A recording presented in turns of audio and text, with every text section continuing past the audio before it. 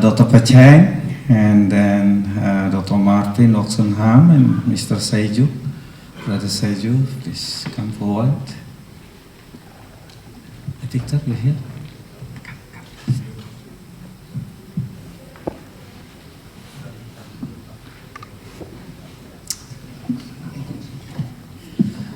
Well, thank you, Victor, for that kind of presentation.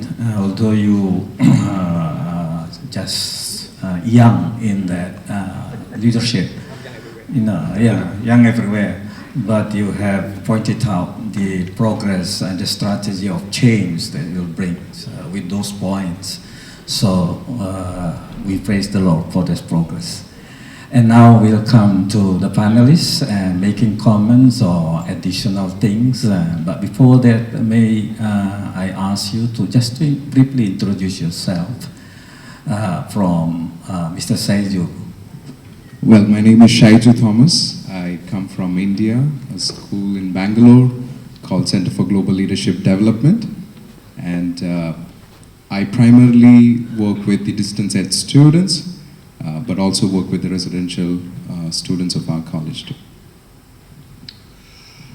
My name is Marvin Oxenham, and I think as many of my colleagues, my main claim to credibility here is that I'm a father of 3 millennials. And I think most of us in this conference have been thinking more about parenting than about theological education, to be honest.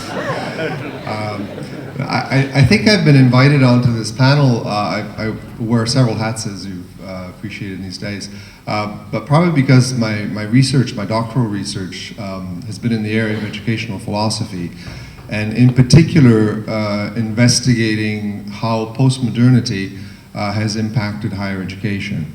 And so my comments in this panel will be coming from that point of view. Millennials are the first generation to be born into postmodernity. Most of us are sort of piggybacking between modernity and postmodernity, and I think a lot of the features, educational features, of this generation that we've chosen to call millennials are very much those of being educated and the educational expectations and experiences of postmodern. So I think that would be my sort of line of contribution here. Thank you. Dr. Pachang? My name is Pei Cheng. I'm from Singapore. I'm the Associate Secretary of the CAED with ATA. So I think this conference so far has been very helpful in bringing to us the awareness of the presence of millennials in our midst. I was looking at a newspaper. According to our Straits Times, like Asian millennials, disruptors or solutions. So it says that 250,000 of our world population consists of millennials now, and in India, the population is about 35%, and in China it's 25%, and also Indonesia 24% are millennials. And interesting that many of our people here have admitted they are parents of millennials. So if you look at the behaviors of their children, so it's a reflection of how well they have been doing in their parenting. Yeah, that's right. That's right. Okay, thank you. Is that? Okay. Now you may want to add something or make comments. Let's begin with Mr. Seiju, because I see from just by looking at you, just the same age. I don't know exactly, but as a millennial faculty in Theological Seminary, what do you respond? Please. Well, I think I'm here because I'm a millennial again. So I thank Dr. Lee for bringing up, pretty much covering and bringing all facets that we are thinking in terms of theological education and responding to millennials.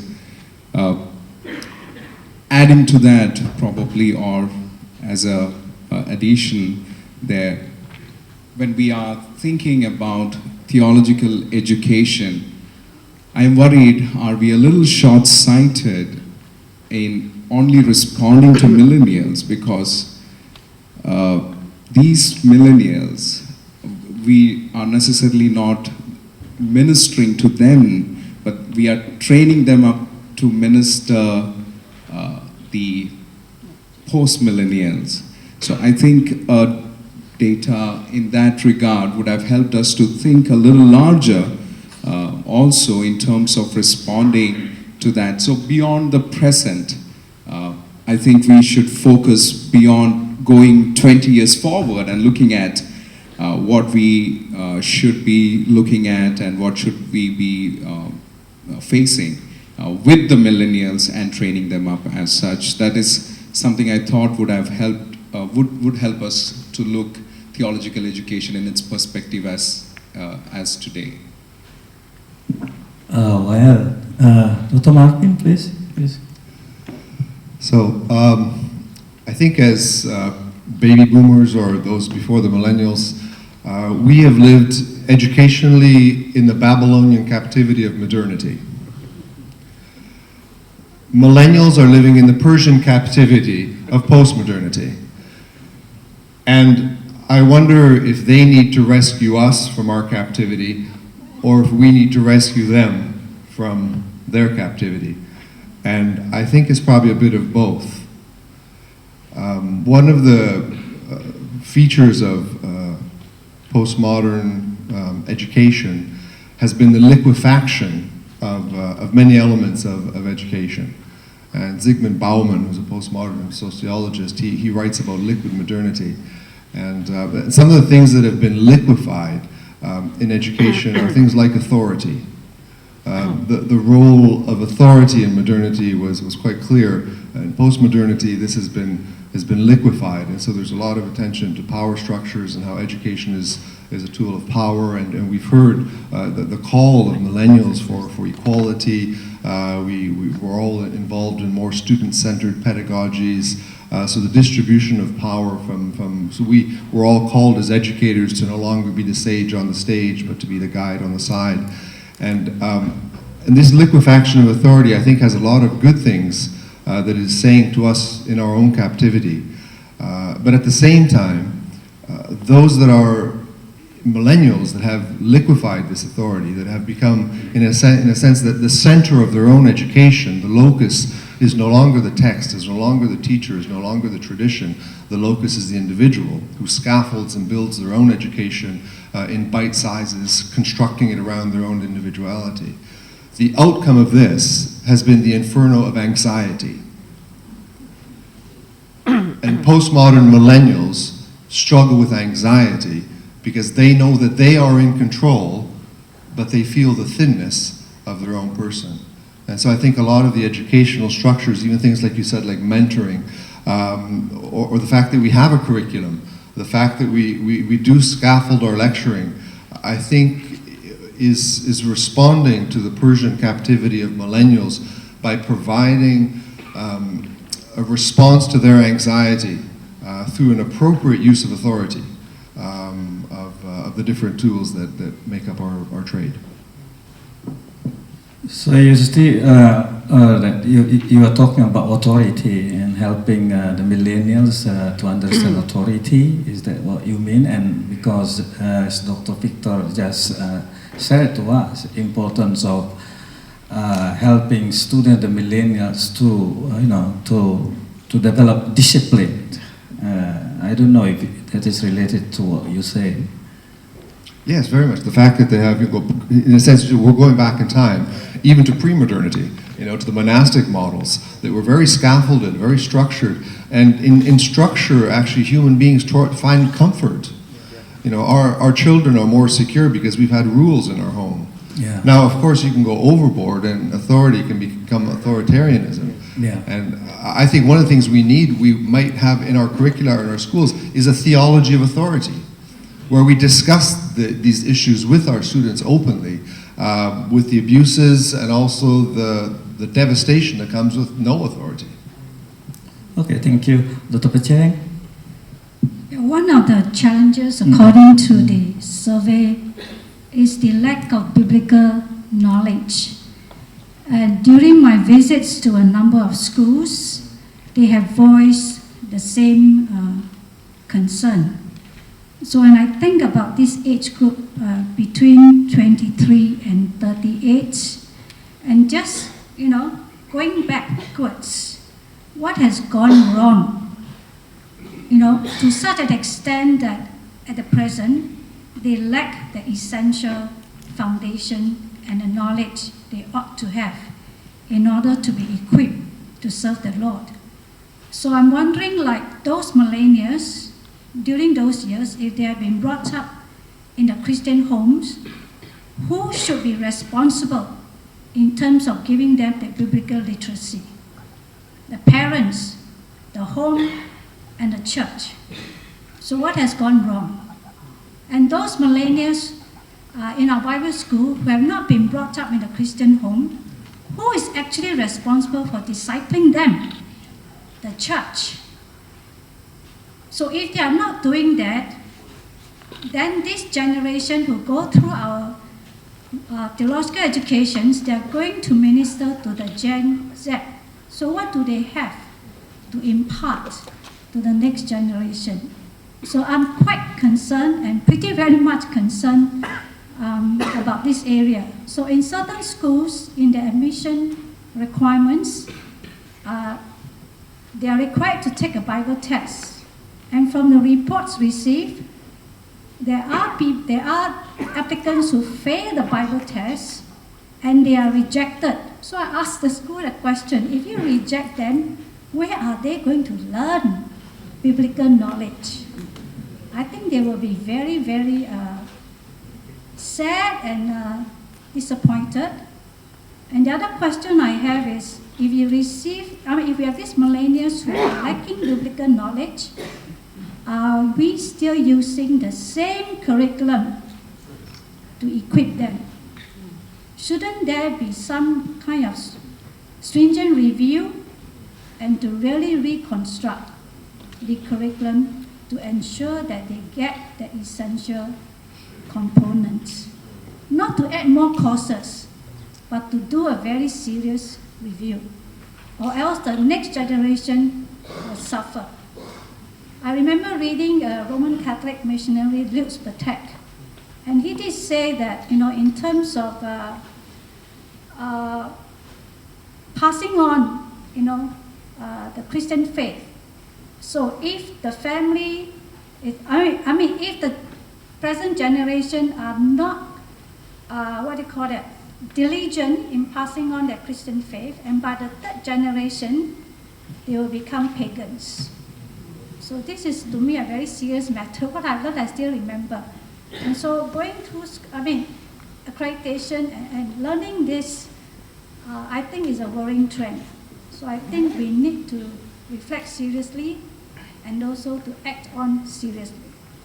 So I was hoping that he would spend a bit more time, of course time is short, to see how a school like yours, which actually emphasizes on holistic theological education, and what has been done in order to increase biblical literacy.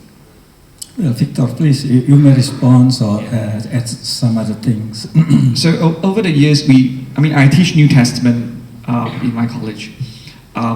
We make it a requirement that those who take our New Testament survey have to read through the whole New Testament, and we discover that quite a number of our students have not read through the New Testament in their lifetime.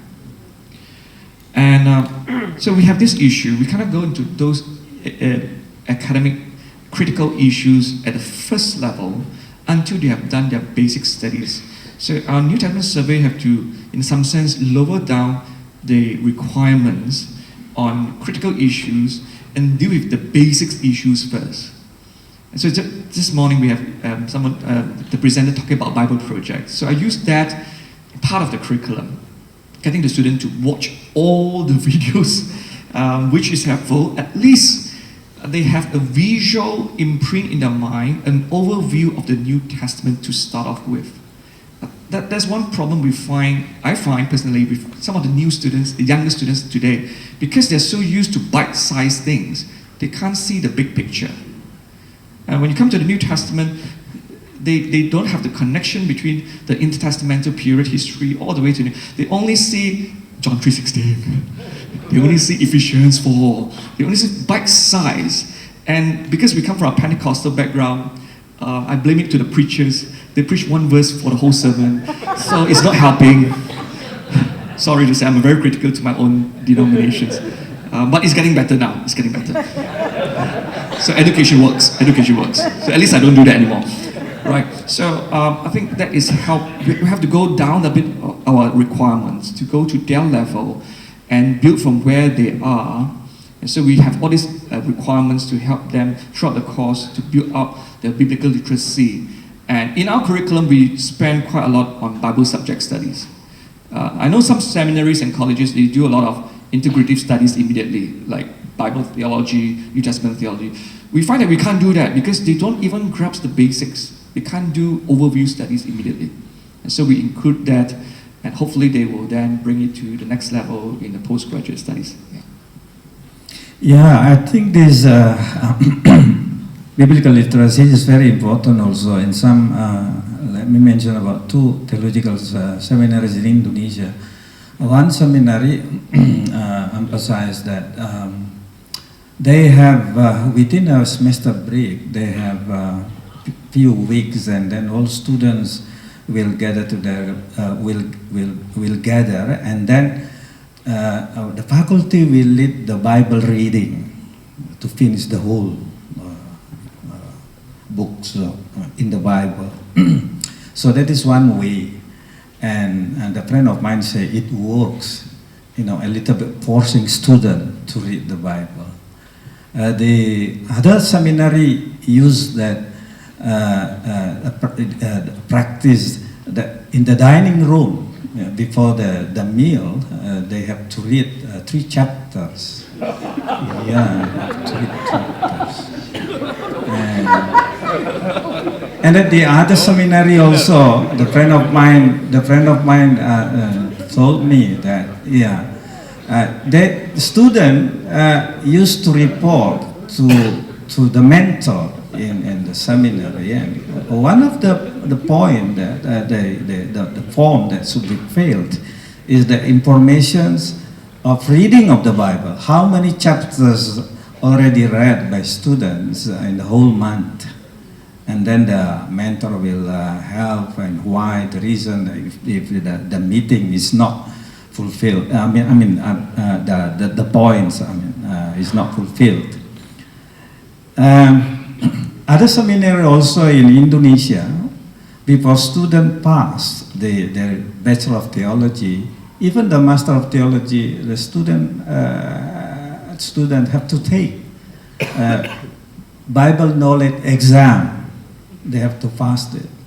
And student may complain, yeah, it's very hard, but the faculty will motivate them. Yeah, you'll face, if you compare to the community, for example, the Muslim schools now, you see that the reading of the Quran, even the competition of reading of the Quran, facilitated by the government, even the local government, and everywhere in Indonesia. So that kind of situation also are helpful to motivate students. Yeah, we need to read our own Bible. So that is only the experience from Indonesia, but probably you would like to respond to that in India.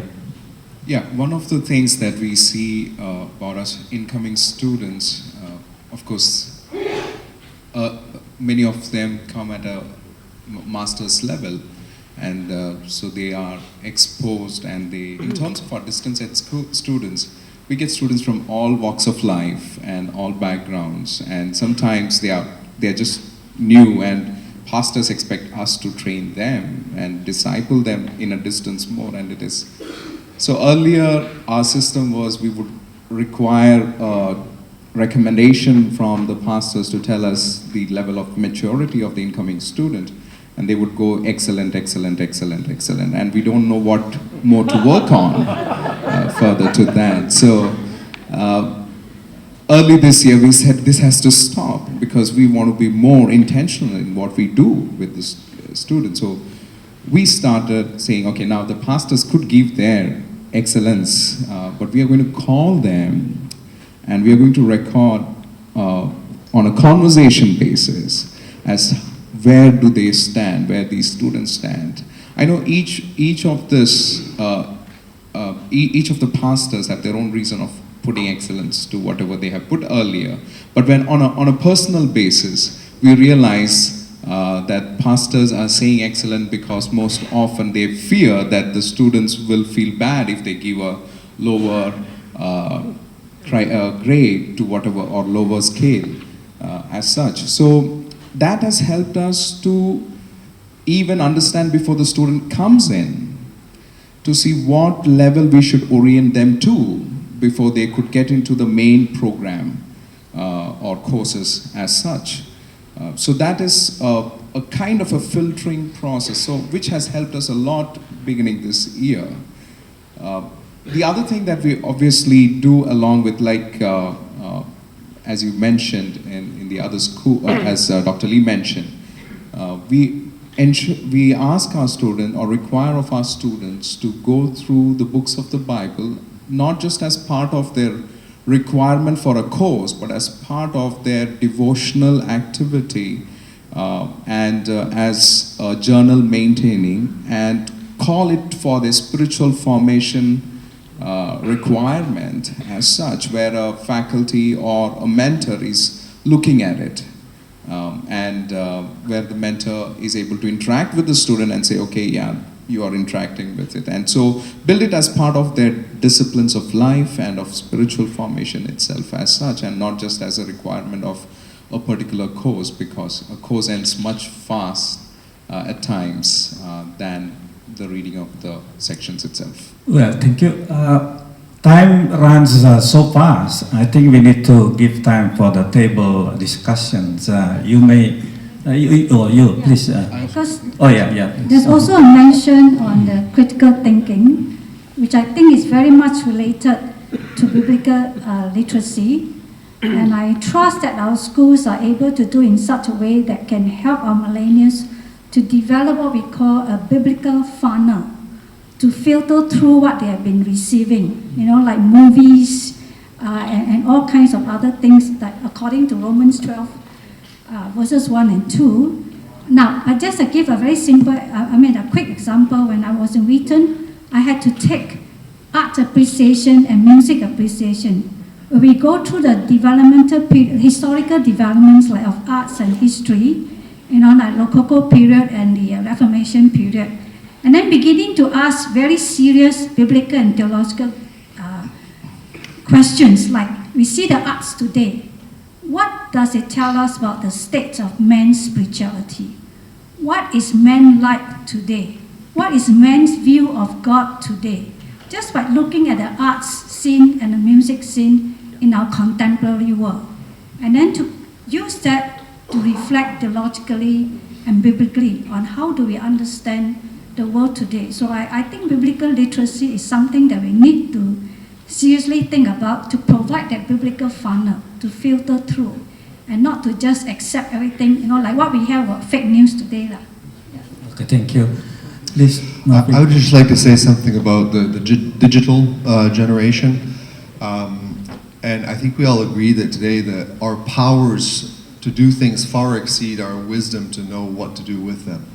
And this is true of the millennials as well. We sometimes refer to them as digital natives and as ourselves as digital immigrants. Many of the millennials are digital barbarians in the sense that they know how to do some things very well, but very few things very well.